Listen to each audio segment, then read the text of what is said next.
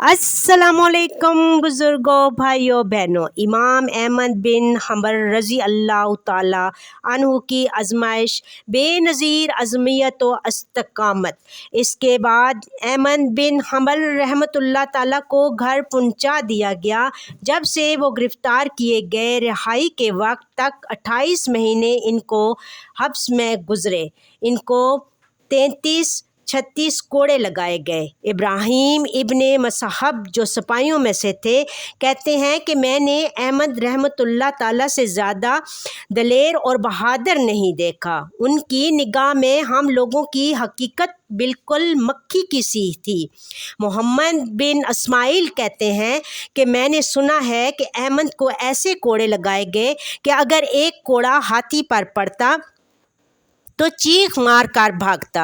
एक साहिब जो वाक़या के वक्त मौजूद थे बयान करते हैं कि इमाम रोज़े से थे। मैंने कहा भी कि आप रोज़े से हैं और आपको अपनी जान बचाने के लिए इस अकीदा का इकरार कर लेने की गुंजाइश है, लेकिन उन्होंने इसकी तरफ अल्तफ़ात नहीं किया। एक मरतबा प्यास की शिद्दत हुई तो पानी तलब किया। आपके सामने बर्फ़ के पानी का प्याला पेश किया गया। आपने इसको हाथ में लिया और कुछ देर इसको देखा, फिर बग़ैर पिए वापस कर दिया। आपके साहबजादे कहते हैं कि इंतकाल के वक्त मेरे वालिद के जिस्म पर ज़रब के निशान थे। अबू अल अब्बास अल रकी कहते हैं कि अहमद जब रक्का में महबूस थे तो लोगों ने उनको समझाना चाहा और अपना बचाव करने की हदीसें सुनाई। उन्होंने फरमाया कि ख़ुबाब की हदीस का क्या जवाब है, जिसमें कहा गया है कि पहले बाज़ लोग ऐसे थे जिनके सर पर आरा रख कर चला दिया जाता, फिर भी वो अपने दीन से हटते नहीं थे। ये सुनकर लोग नाउमीद हो गए और समझ गए कि ये अपने मसलक से नहीं हटेंगे और सब कुछ बर्दाश्त करेंगे। इमाम अहमद रहमतुल्लाह ताला की बेनज़ीर साबित कदमी और इस्तकामत से ये फितना हमेशा के लिए ख़त्म हो गया और मुसलमान एक बड़े दीनी ख़तरा से महफूज हो गए। जिन लोगों ने इस दीनी इब्तला में हकूमत वक्त का साथ दिया था और मौका परस्ती और मसलहत शनासी से काम लिया था, वो लोगों की निगाहों से गिर गए और उनका दीनी व इल्मी एतबार जाता रहा। इसके बिलमुकाबल इमाम अहमद रहमतुल्लाह ताला की शान दुबाला हो गई। उनकी मोहब्बत अहले सुन्नत और सही अल अकीदा मुसलमानों का शार और अलामत बन गई। उनके एक मासर का मकूला है कि जब तुम किसी को देखो कि इसको अहमद बिन हंबल रहमतुल्लाह ताला से मोहब्बत है तो समझ लो कि वो सुन्नत का मतबाह है। एक दूसरे आलम अहमद बिन इब्राहीम अल दुरकी का कौल है, जिसको तुम अहमद बिन हंबल रहमतुल्लाह ताला का जिक्र बुराई से करते सुनो, इसके इस्लाम को मशकूक नज़र से देखो। इमाम अहमद रहमतुल्लाह ताला हदीस में इमाम वक्त थे। मसनद की तरतीब व तालीफ इनका बहुत बड़ा इल्मी कारनामा है।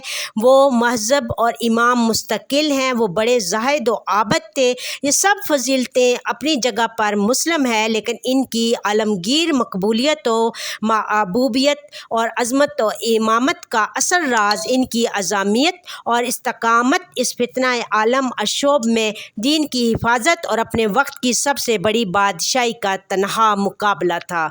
यही इनकी कबूल आम और बकाए दौम का असल सबब है। इनके मासारीन ने जिन्होंने इस फितने की आलम अशोबी देखी थी, इनके इस कारनामे की अज़मत का बड़ी फ़राख दिली से इतराफ़ किया है और इसको दीन की बर वक्त हिफाजत और मकाम सदाकियत से ताबीर किया है। इनके हम असर हम उस्ताद मशहूर मुहद्दिस वक्त अली इब्ने अल मदीनी जो इमाम बुखारी रहमतुल्लाह ताला के मायानाज उस्ताद हैं, इनका इरशाद है, अल्लाह ताला ने इस दीन का गलबा व हिफाजत का काम दो शख्सों से लिया है जिनका कोई तीसरा हम असर नज़र नहीं आता। कुरान के सिलसिले में अहमद बिन हंबल रहमतुल्लाह ताला इस अज़मत व मकबूलियत का नतीजा ये था कि सन 241 में जब इस इमाम सुन्नत ने इंतकाल किया तो सारा शहर उमड़ आया। किसी के जनाजा पर खलकत का ऐसा हजूम इससे पहले देखने में नहीं आया था।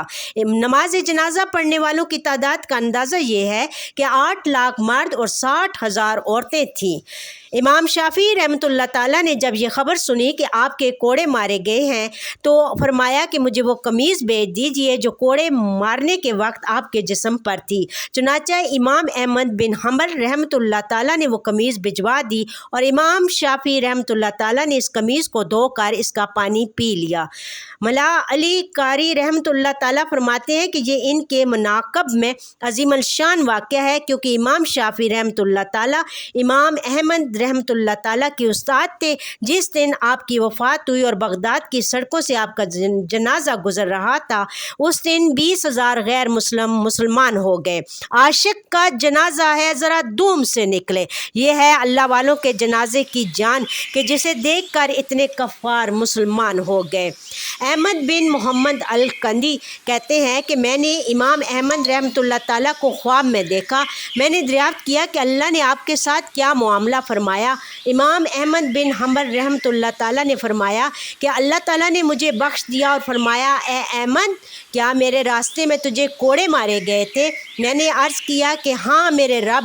فرمایا، یہ میرا چہرہ ہے، تو جی بھر کے دیکھ لے، میں نے اپنا دیدار تیرے لیے مباح کر دیا۔ سبحان اللہ، سبحان اللہ، سبحان اللہ۔ حضرت ملا علی قاری رحمۃ اللہ تعالیٰ فرماتے ہیں کہ 203 سال کے بعد جب آپ کی قبر کے قریب کسی معزز شہری کو ان کے پہلو میں دفن کیا جا رہا تھا تو ان کی قبر اچانک کھل گئی، پس آپ کا کفن بالکل صحیح و سالم پایا گیا اور آپ کے جسم مبارک میں کسی قسم کا تغیر نہیں تھا، گویا کہ ابھی ابھی دفن کیا گیا ہے۔ ماشاء اللہ، ماشاء اللہ، ماشاء اللہ۔